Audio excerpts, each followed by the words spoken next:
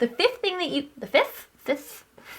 reflect, what's words? Starting a blog or refreshing, can't talk.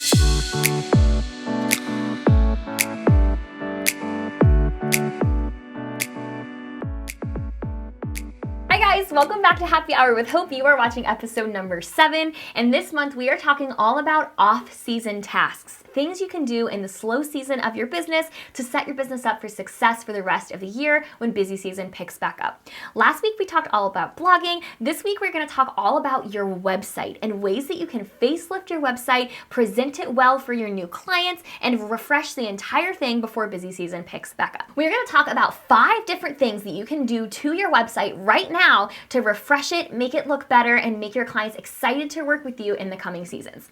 So number 1, the first thing you can do to your website right now to give it a facelift and prep it for the new year is to refresh your images in your portfolio. This one seems pretty obvious, but it's something that we can overlook very easily in our businesses if we're really busy and overwhelmed with all the things that we need to do, or maybe we just can't think of where to start because we have so many opportunities to work during the slow season. So one of the things that you can do is go back through your portfolio on your website, wherever you have your work shared, and refresh all of those images to contain the newest work you created from last year.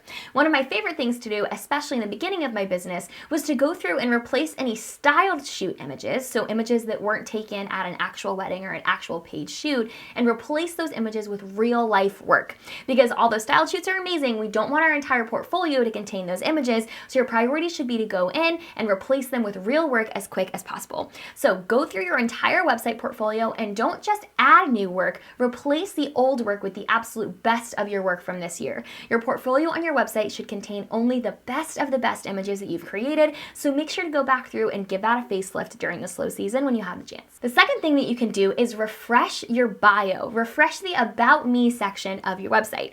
Because if you're anything like me, there's a lot that can change in one year, and that bio can seem a little bit redundant or a little bit irrelevant by the time a new year rolls around. So each year I go back into my bio and I refresh it, I give it a facelift, I include more exciting information about anything that's changed over the last year, and I just make sure it's still relevant to my personality. For example, mine used to say that I love chicken nuggets, but I can't eat gluten anymore, so that has to change. So I have to go back through each year and refresh that bio. So the third thing that you can do to refresh your website in the off season, which is a little bit more time consuming, is to refresh your headshots. I highly recommend each year, if not each season, to get new images taken of yourself as the business owner to include on your website, not only on your website, but also on social media and throughout your entire business. There should be tons of photos of you so that when clients are looking at your website, they're not just seeing all of the beautiful faces of the clients you photographed, but they know exactly who they're talking to and what you look like before they reach out to you over email.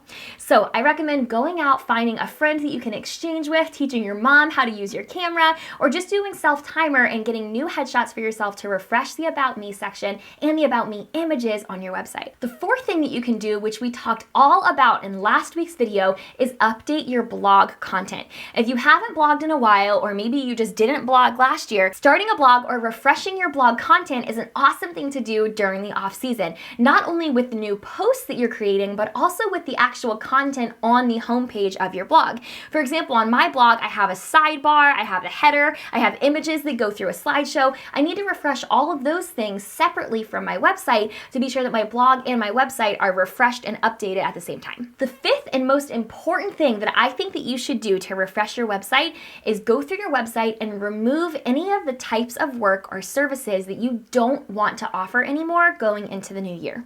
For example, if you want to specialize in senior photography, but right now you have 12 galleries on your website of newborns and families and boudoir and weddings, you should remove all of the things that you don't want to shoot and narrow it down just to seniors.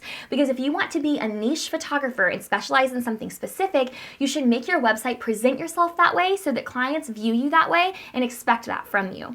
So I recommend, this can be a scary step, but go through your website and remove any of the work that you don't want to be doing. If you dread going to newborn sessions because they terrify you like they terrify me, go through and remove the newborn work from your website. It doesn't mean you have to stop shooting it completely. You can still accept those shoots on the back end if you need that income, but remove those images from your website so that you're not advertising yourself as a newborn photographer unintentionally. professionally. Okay guys, now that we've gotten through those 5 things that you can do to update your website, I want you to pause the video and download the free workbook that goes along with this video below, because I'm going to break down all of the things I just talked about into practical, actionable items for you to apply to your business right now and show you how I do them in my business during the off season. So make sure you download that free guide. It's going to be so helpful in actually applying the information that I just taught you in this video, and I hope you'll be working on that until I can see you next week.